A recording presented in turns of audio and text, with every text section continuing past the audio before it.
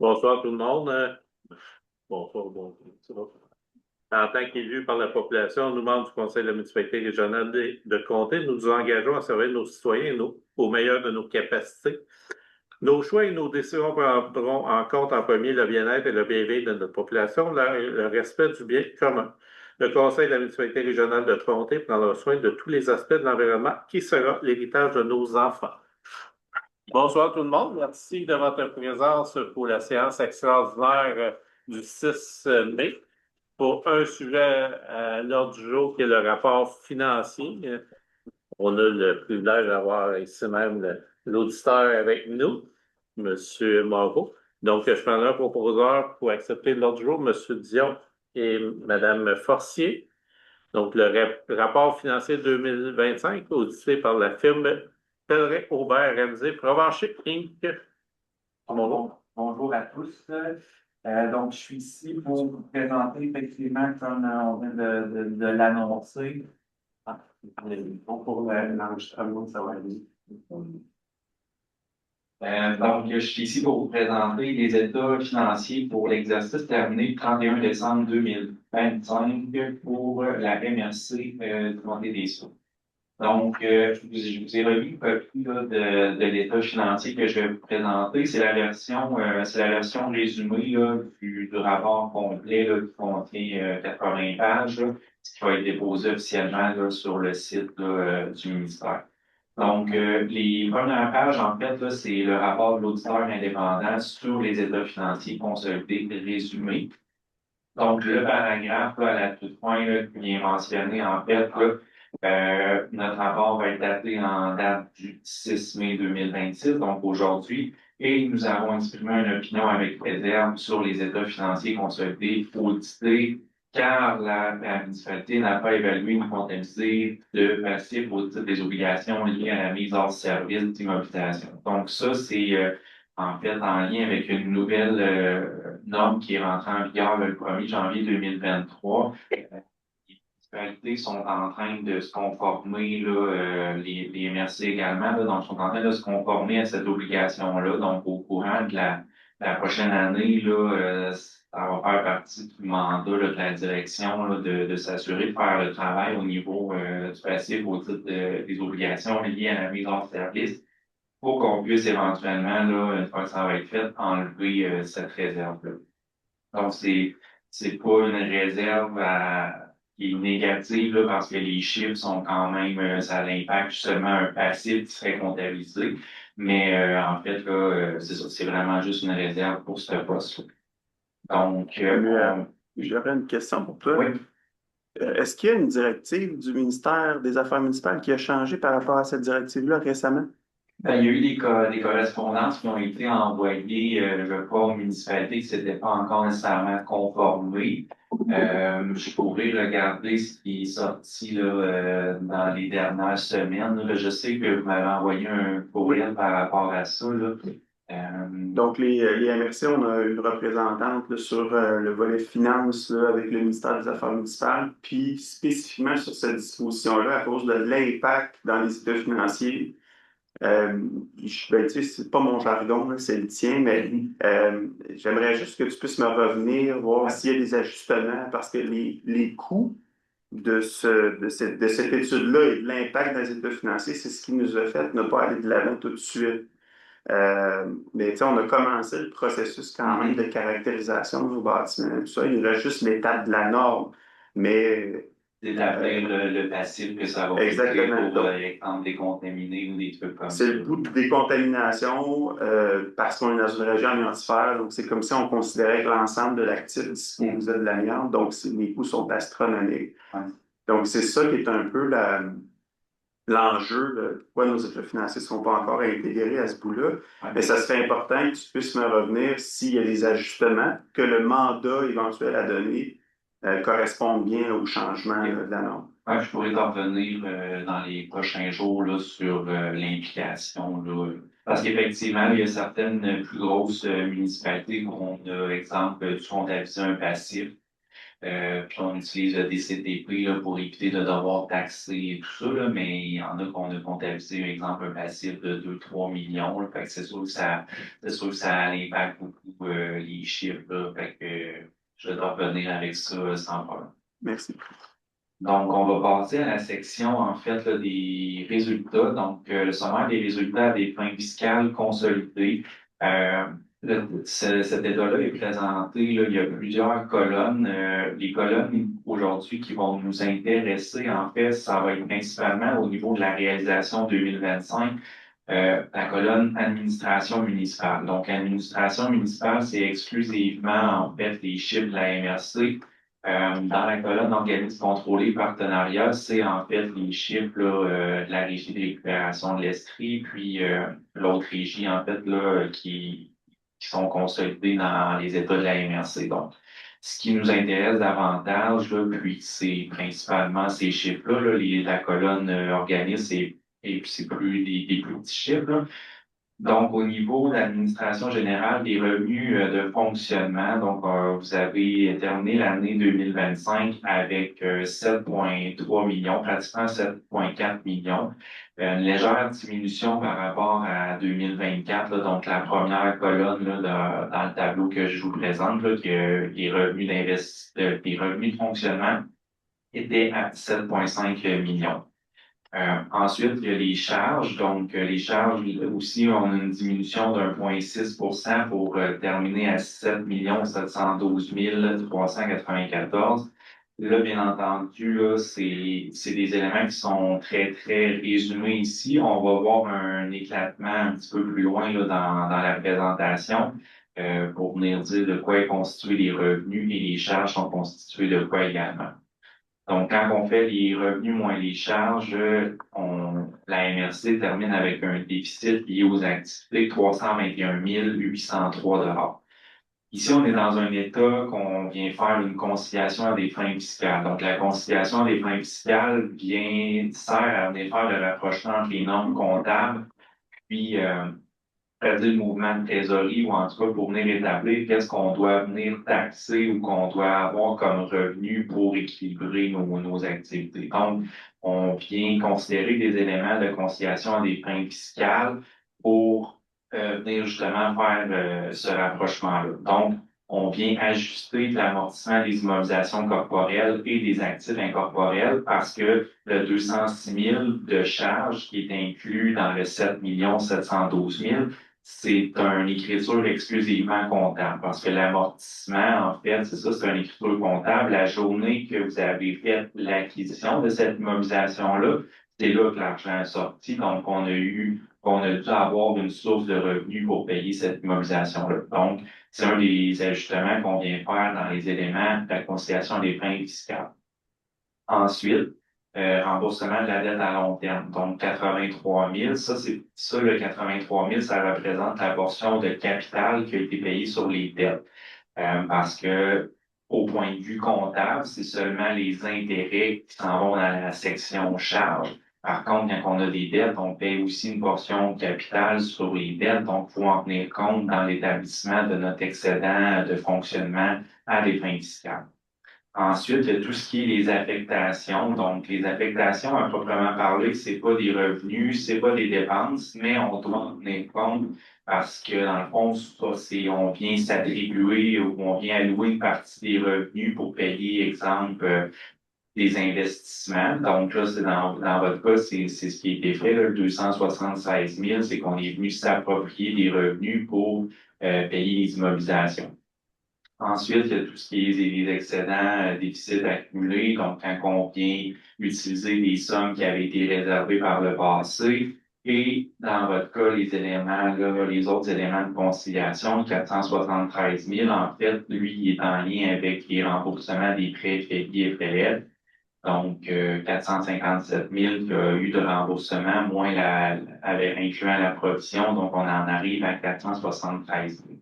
Donc, tous ces ajustements-là de conciliation des fins fiscales totalisent 262 055 $, qu'on vient appliquer contre le 321 000 de la ligne précédente, qui fait que le déficit de fonctionnement de l'exercice à des fins fiscales pour l'exercice terminé 31 décembre 2025 se chiffre à 59 748 $. Est-ce que si vous avez des questions pour cette section-là, sinon je vais passer à la page suivante là, qui est le bilan. Donc, la page suivante, là, la situation financière consolidée au 31 décembre 2025. Encore là, vous voyez plusieurs colonnes. La colonne 2024, l'administration municipale. Donc, encore là, ça, c'est juste les chiffres de la MRC. La colonne tout de suite après pour les chiffres de 2025 avec le total consolidé et à la toute fin, le total consolidé 2024. Donc, moi, je vais surtout vous présenter là, la colonne qui va être administration municipale. Donc, la situation financière, c'est vraiment une photographie. Là, on rouvre les livres comptables, on prend une photographie à une date fixe, donc le 31 décembre, puis on vient dire qu'est-ce que la municipalité, la MRC dans ce cas-ci, possédait à cette date-là. Ça se classifie en trois grandes catégories, là, les actifs financiers, les passifs et les actifs non financiers. Donc, les actifs financiers, c'est tout ce qui va qui peut servir en fait à payer des dettes ou à financer des activités. Donc, là-dedans, vous avez principalement de la trésorerie, donc l'argent qu'il y a dans le compte de banque, les épargnes qui peuvent avoir été faites, donc pour 2,8 millions. Au niveau des débiteurs, ça, c'est tout ce qui est subventions, les comptes à recevoir. On va le voir encore là aussi en niveau, quand je vais vous présenter la note. Donc, des comptes à recevoir, là, des débiteurs pour 3,1 millions. Les prêts, donc tous les prêts FLI et FLS qui sont faits aux différentes sociétés là, qui l'argent est prêté, donc pour 1,4 million. Et finalement, là, dans la section actifs financiers, les placements de portefeuille, donc c'est un épargne, là, c'est un épargne à terme là, de 500 000 qui est placé, qui rapporte un certain montant d'intérêt qu'on va voir plus loin. Donc, tous ces actifs financiers-là totalisent 7,9 millions. Ensuite, il faut soustraire les passifs, donc les obligations de la MRC, les créditeurs et les charges à payer. Donc, dans le créditeur, charges à payer, on parle de salaire, de DAS, de comptes fournisseurs réguliers. On va le voir dans la note un petit peu plus loin. Revenus reportés et dettes à long terme, c'est les deux plus importants passifs pour la MRC. On va voir la note détaillée au niveau des revenus reportés là, est constituée de quoi. Donc, passif 7 827 448. Donc, quand on prend le 7 913, on soustrait le 7 827 000. La MRC a un actif financier net de 85 639. Donc, comme le solde est positif, ça veut dire que l'organisme a des ressources disponibles pour financer ses activités futures, alors qu'à l'inverse, si le montant ici, on serait en dette nette, là, il faudrait générer des revenus supplémentaires dans le futur pour être en mesure de venir combler cette dette nette-là.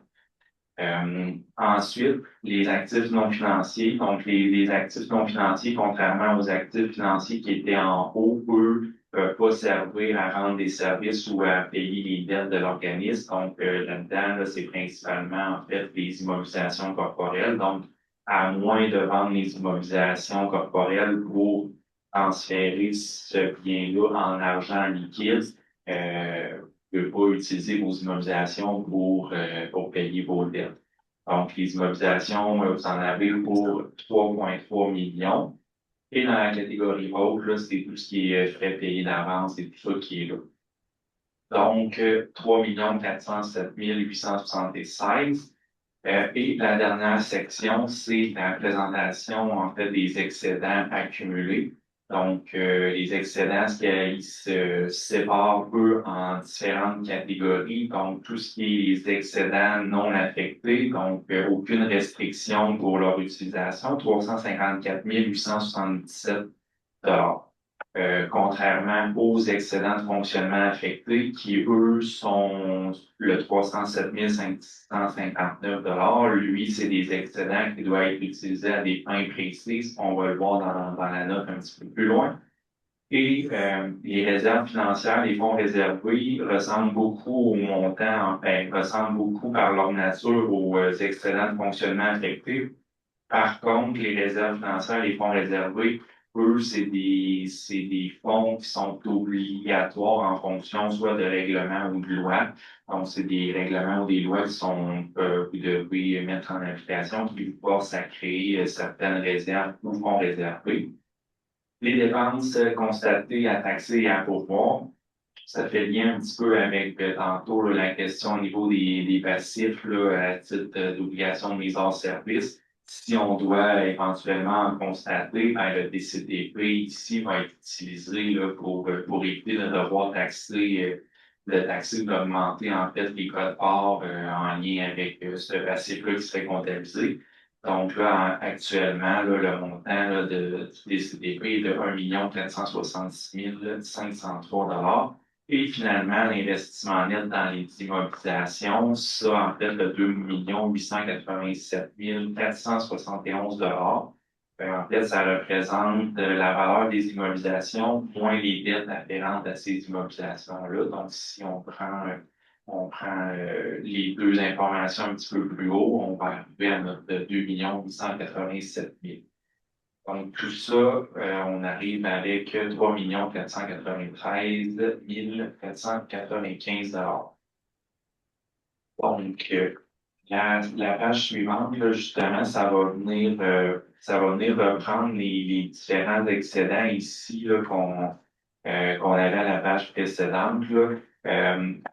Ici, pour regarder au niveau de l'affecté, la section administration municipale. Donc, l'administration municipale, c'est vraiment les affectations qui sont juste pour la MRC. Donc, vous avez le détail, là, il y a 192 000 qui a été mis de côté pour l'équilibre budgétaire.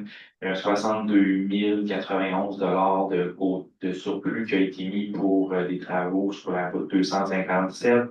Un montant de 30 000 pour l'école secondaire de l'Escalade.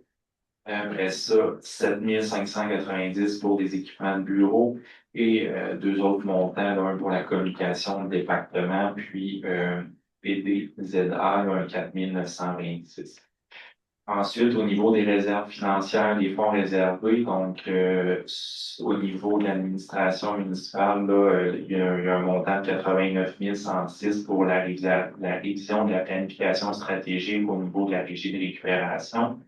Et ensuite, il y a les montants les plus importants, en fait, là, sont pour le FLI et le FLS, donc le 1 223 000, puis le 67 202 $.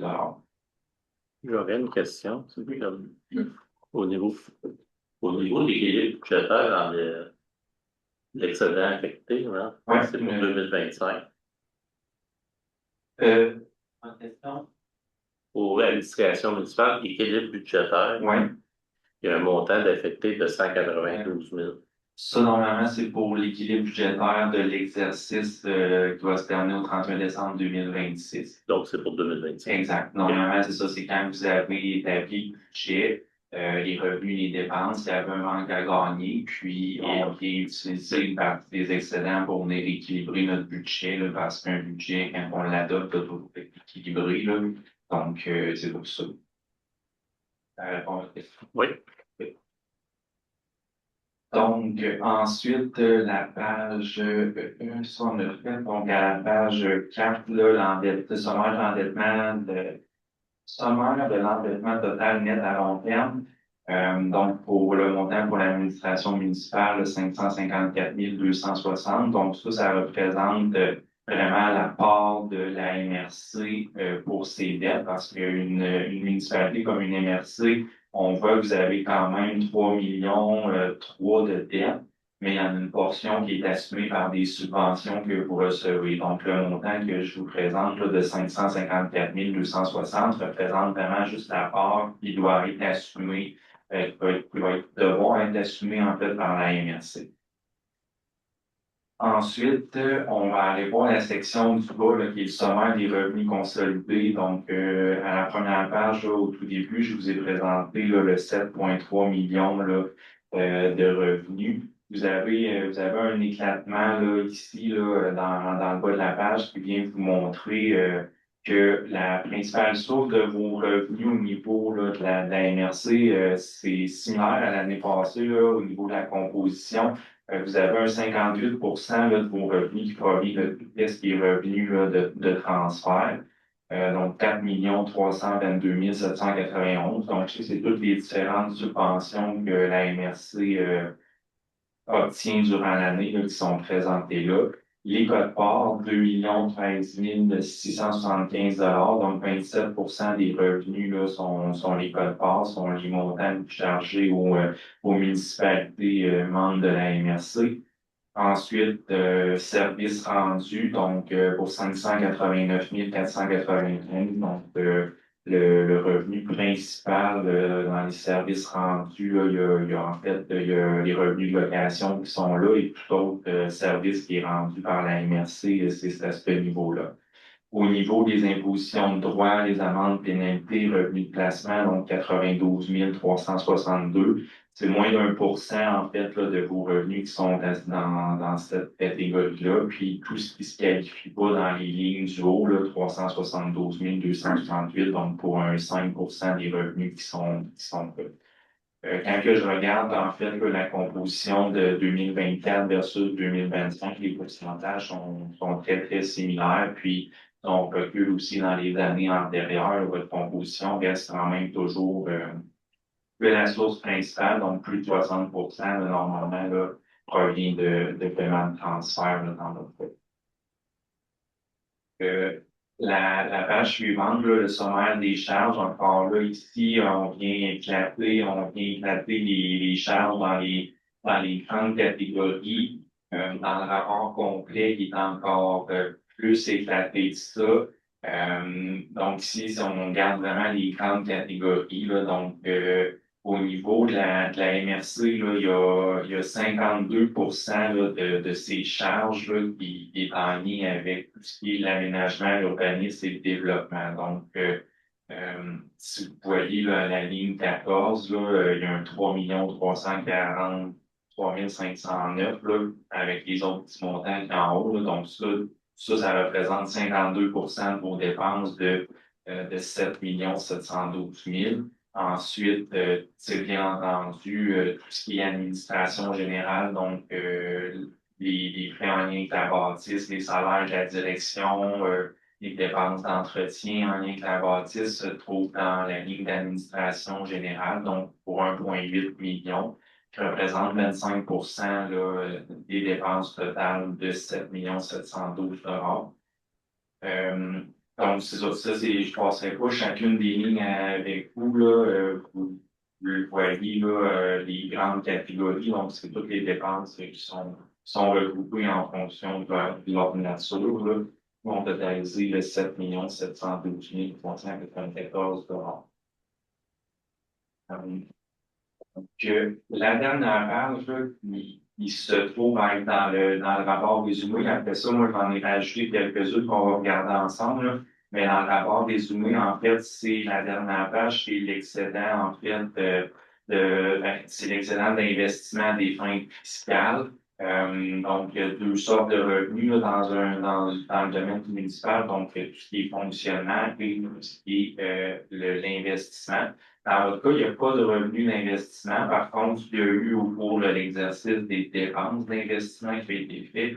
Donc, les immobilisations, là, 276 000 en fait, ça, le 276 000 il est en lien avec tout le réaménagement là, du stationnement. Là, donc, c'est en lien avec ça. Ensuite, des émissions ou acquisitions au niveau de d'autres autres investissements, 362 000, c'est en lien avec les prêts. Puis, il y a les affectations, donc pour payer pour payer, en fait, là, les dépenses. Quand on fait une dépense, en fait, d'investissement pour avoir une source de financement. Donc, dans le cas des travaux pour le stationnement qui a coûté 276 000, tu sais, vous n'avez pas été chercher, d'emprunt, vous n'avez pas eu de subvention pour ça, donc vous l'avez pris à même vos excédents. Donc, c'est pour ça on vient faire une affectation au niveau des activités de fonctionnement, là, donc de 276 570. Donc, là, dans cet état-là, là, l'excédent et les déficits d'investissement des fins tiers qui arrivent à l'école, donc on est dans l'équilibre à ce niveau-là.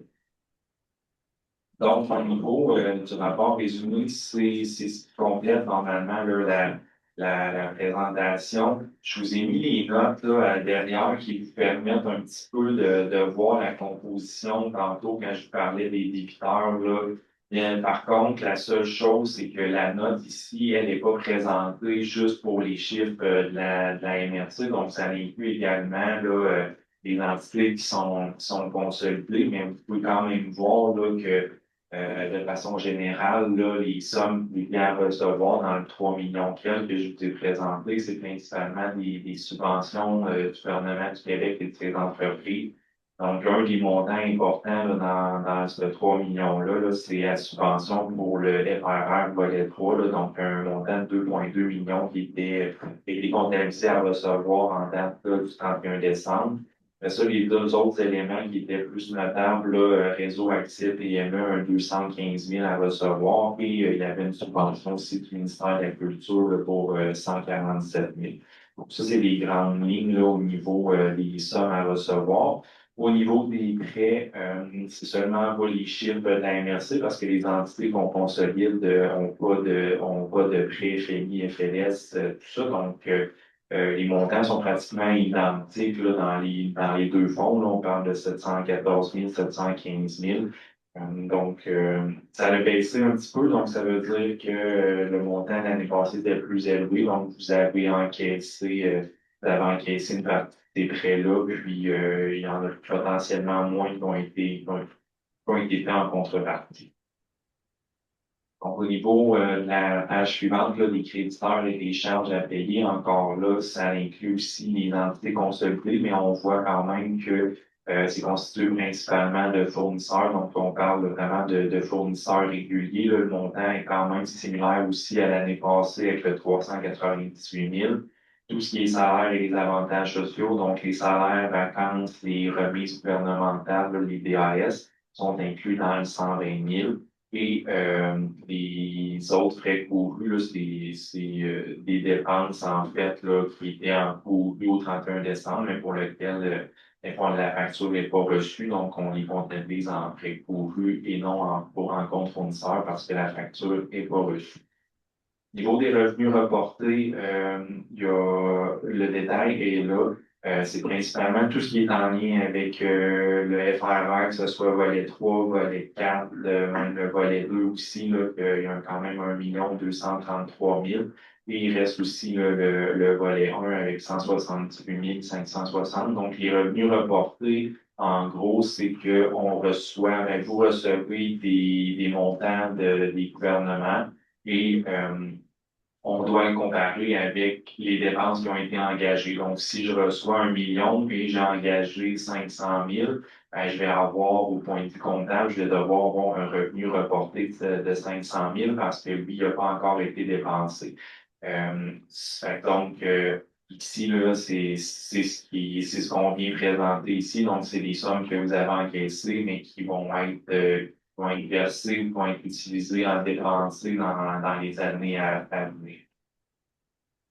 Ensuite, au niveau de la dette à long terme, donc, on a les échéances au niveau des dettes. Là. Donc, en 2026, il n'y a pas de dette qui vient à échéance. La première dette qui va venir à échéance, ça va être à partir de 2027. Les dettes portent un intérêt entre 4,9 et 5,8 Dans la section du bas, vous avez les versements qui doivent être faits au courant du prochain exercice. Donc, en 2026, c'est 86 800 qui va être versé en lien avec les dettes. Quand je vous mentionnais tantôt que c'est pas 100% des dettes, en fait, qui sont à la charge de la MRC, on le voit, là, on le voit dans la note d'eau, justement, là, on vient présenter les dettes, là, le gouvernement du Québec et ses entreprises. Ça, c'est les dettes pour lesquelles des subventions ou une aide gouvernementale va être obtenue pour ces dettes-là. Au niveau de la note 15, c'est les immobilisations corporelles. Donc, la seule addition qu'il y a eu au courant de l'exercice, c'est vraiment au niveau des infrastructures autres, là, c'est tout ce qui est au niveau du stationnement, là, le 276 509 donc, le coût des immobilisations totales là, en fin d'année sont 6 342 952. On vient enlever l'amortissement accumulé là, de 3,5 millions, qui va nous donner là, notre valeur nette là, des immobilisations de 3,5 millions en fait. L'amortissement accumulé de 2,7, donc on arrive avec une valeur comptable nette de 3 585 000. Donc, pour moi, c'est ce qui était le tour des états des chiffres pour le 31 décembre 2025, à moins que vous ayez des questions en lien avec les chiffres que je vous ai présentés. Est-ce qu'on a des questions pour M. Moreau? Oui. Juste une question, déficit de fonctionnement de 59 748 pour l'année 2025. Est-ce que vous pouvez expliquer un petit peu, est-ce que c'est plusieurs postes qui ont dépassé légèrement ou est-ce qu'il y a un gros impact qui vient expliquer ces déficits-là? C'est principalement plusieurs postes là, qui pourraient expliquer, j'ai pas le détail là, exact là, pourquoi on en arrive avec un déficit de 59, mais je sais que oui, c'est pas un poste en particulier là, qu'on pourrait dire que c'est explicable par ça. C'est sûr qu'on aurait pu, pour en arriver, exemple, à un excédent ou arriver à zéro, utiliser davantage des excédents non affectés, donc les rééquilibrer à ce niveau-là. C'est quelque chose qui aurait pu être fait. Mais ce poste-là, tu sais, c'est pas lui qui est grave, là, en fait, là, c'est que, tu sais, vous êtes tous dans le domaine municipal, donc, vous savez que l'excédent, en fait, là, l'excédent de fonctionnement non affecté, chez vous, vous avez 354 867. Lui ne doit jamais tomber en déficit, là, parce que quand vous tombez en déficit, vous devez aller en financement pour venir combler ce déficit-là. Donc, pour ça, là, vous avez encore vous avez quand même une marge de manœuvre. C'est sûr que si on le compare à l'année passée avec le il va quand même baisser beaucoup. C'est un choix, là, dans le fond, de ne pas aller chercher une dette pour payer le stationnement parce que c'est principalement en partie ce qui fait que les excédents ont dit. Donc, j'ai des explications. Ah, c'est bon. On a fait une avance au niveau du parc régional du Montréal pour ce qui est de l'investissement. C'est comme 3 années de code-part, mais qu'on a avancé dans l'année financière la dernière. Ça, on va renflouer le surplus dans les 2 prochaines années parce que le projet se réalise maintenant. Vous avez des montants de 40 De 40 par 000. année, là, que vous avez fait 12, 3 ans. Fait que juste là, on a 60 000 à peu près. Là. Puis, tu sais, il y a tous les jeux du FRR dans la transition des 2 années financières, puis de l'imputation des postes de dépenses sur les salaires et le changement de gestion du programme pour passer de dépenses à ressources humaines. Ça aussi, ça a eu de l'impact sur les prévisions de fin d'année. Puis, on a été obligé aussi de provisionner on avait un compte à recevoir d'une subvention, réseau accès réseau d'accueil estrien. Donc, on avait une confirmation de quel montant on allait recevoir. Finalement, l'organisme régional n'a pas réussi à livrer à la hauteur. Fait qu'à la fin, ils ont livré à la hauteur peut-être en termes de qualité de projet, mais pas en termes de revenus générés. Fait qu'à la fin, moi, je suis obligé d'absorber une perte financière de presque 20 000 $. Fait que tout ça mis ensemble fait en sorte que ça réduit le positif de ma fin d'année. Là. J'aurais normalement dû finir avec 134 000 de surplus. Puis finalement, je tombe à moins 59 000. Tous ces impacts-là ensemble. Et quelques autres choses, là, mais les plus gros blocs, c'est ceux-là. Donc, il y a beaucoup là-dedans que c'est des impondérables ou une des circonstances qui fait en sorte qu'on peut pas. On finit dans le négatif. Et c'est un choix politique de ne pas aller en règlement d'emprunt pour l'ensemble du stationnement. On voulait l'assumer en tant que tel à cause des coûts d'intérêt. Mais ça, c'est une décision des membres du conseil qu'on avait pris. Mais le stationnement, il apparaît pas dans le fonctionnement, il apparaît plus loin. Il apparaît dans la section des investissements. Par contre, ça, ouais.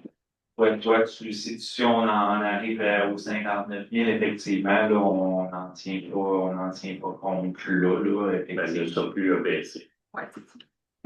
Merci. Ça va? Merci, M. Moreau. Oui. Je prendrai un proposeur secondaire pour accepter les états financiers tels que présentés, Mme Rosard et M. Bernier. Période de questions des citoyens. Y a-t-il une citoyenne qui veut poser une question? À part carré, non. Donc, levé de l'Assemblée par M. Pinard. Merci, M. Pinard. Bonne soirée. La prochaine séance de la MRC, c'est le mercredi 20 mai à 19h. Merci beaucoup tout le monde.